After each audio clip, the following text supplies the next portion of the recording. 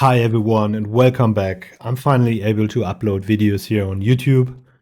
So if you're following me on Instagram or checking my posts here, you may have noticed that I was on a business trip in China and therefore I was not able to upload any videos here on YouTube. I could use YouTube right there, but uploading, that was not possible because the upload rate was so bad. It would take weeks until I have uploaded a video, and therefore I was not able.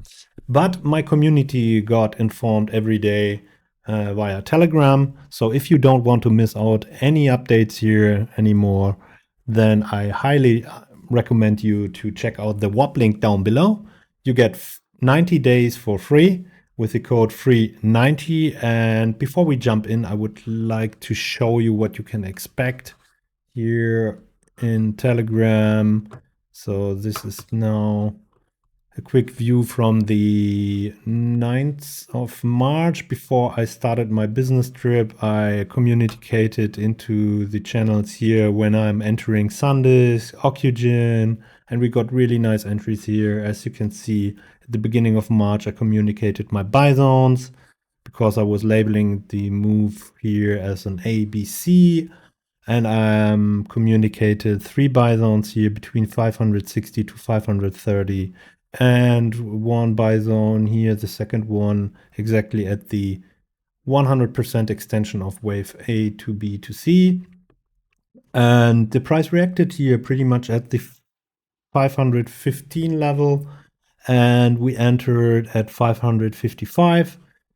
And then we had a last buy zone down here in case we come down more, but we expected already that we get a reaction here at the 100% extension.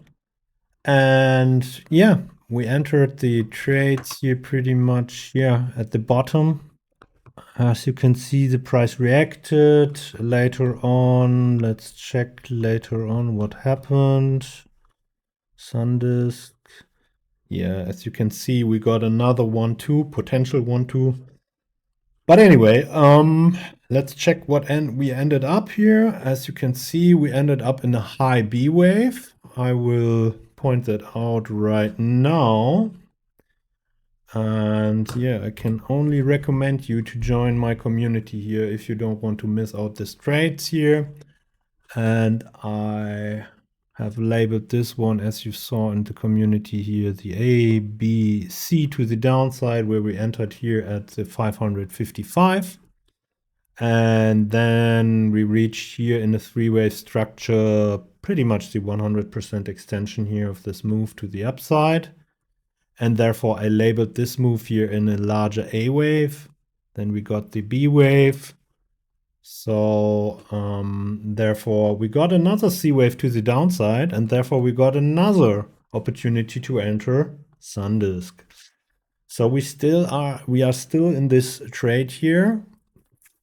And yeah, we fall back into the range. But because we labeled this one here as a larger A wave, we are aware about that this was just a high B wave, and therefore I'm labeling this move here to the downside as a 5-way structure in a C wave, and 1, 2, 3, 4, 5. And now we potentially have found a bottom because the C wave here, or the larger A overshooting B wave and the C wave to the downside, would reset the wave 4, what we had initially here, and we reset the wave 4 bottom to this level. And now the question is this one here now another 1-2 setup? When we zoom in, you can identify here, and it looks like that. I mean, it's always possible that we get here another overshooting B wave, but we are now in the pre-market, and this looks like like a wave 1. I could label this one here as 1, 2, 3, 4, 5 or something like that. But this could also be 1, 2, 3, 4, 5. But I mean, it looks better if we have this one here. 1, 2, 3, 4, 5. And this is a A wave, maybe overshooting B wave, and we get another chance to enter here and then trading to the upside the third wave. But we will see.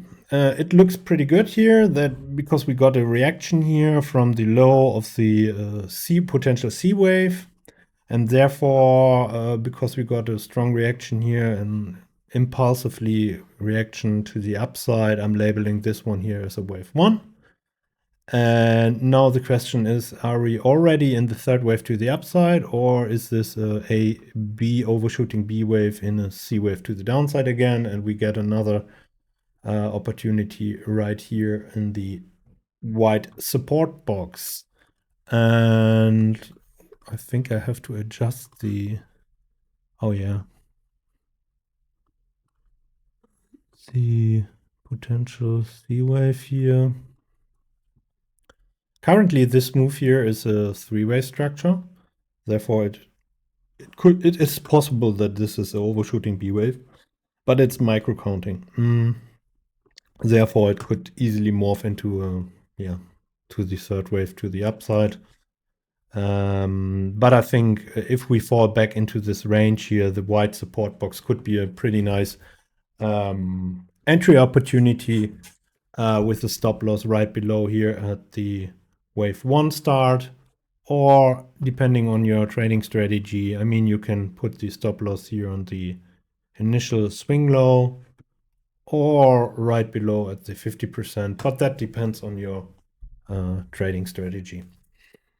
Okay, this is the update for SanDisk. Let's check. I think we had the Ocugen chart as well in our community. That was also pretty interesting because, yeah, we had the initial 1-2 setup to the upside, and I think we labeled this one here as 1-2 again. Yeah. Here, that was also a potential 1-2 setup. And then the move here to the upside, we identified that as a potential third wave, but it ended up as a potential diagonal structure because it was the $2.05 here when it broke down.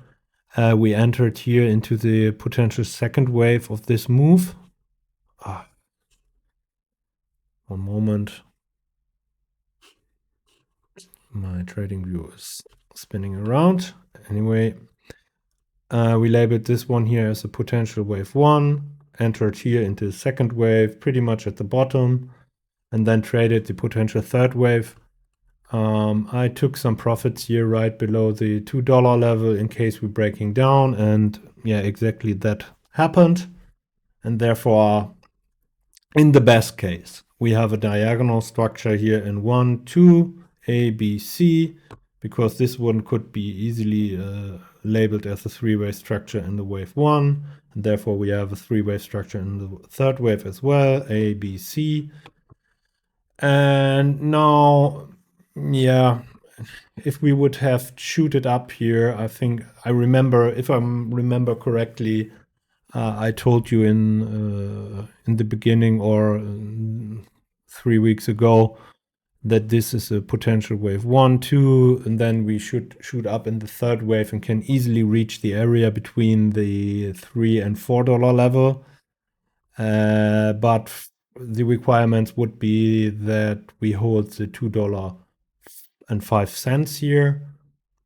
And by breaking this level, that was our signal that we could potentially breaking down here. And therefore I took some profits right there. And I'm still holding some of my positions, but I have protected my positions here on the entry.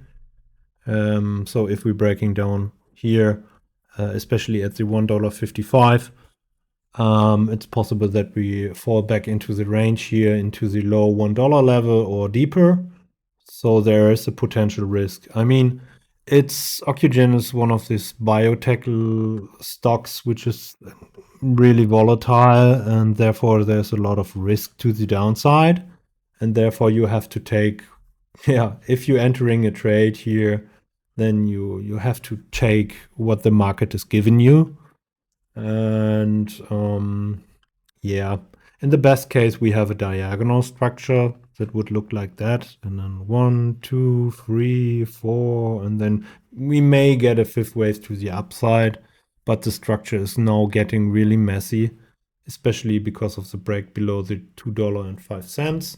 I've informed my community here in Telegram already a few weeks ago that the structure is breaking and that we potentially get a diagonal pattern. I mean, we can easily shoot back up here into the fifth wave, but it's getting speculative, and I think the chart is getting more messy right now, and therefore you should be really cautious, protect your positions, and take rewards if the market is giving you profits, and pay yourself out. But that's not financial advice. But these diagonal structures, you have to be flexible. But when you, especially here on Ocugen, check, or an important level, in my opinion, is the swing low here at $1.55. Below this level, we have a high probability that we're falling back into the range. Okay, I don't want to make it too long, this video. I will give you more updates later on. This is everything for SanDisk and Ocugen. If you have any questions, put it in the comment down below, and otherwise we see you later this day. Thank you and bye-bye.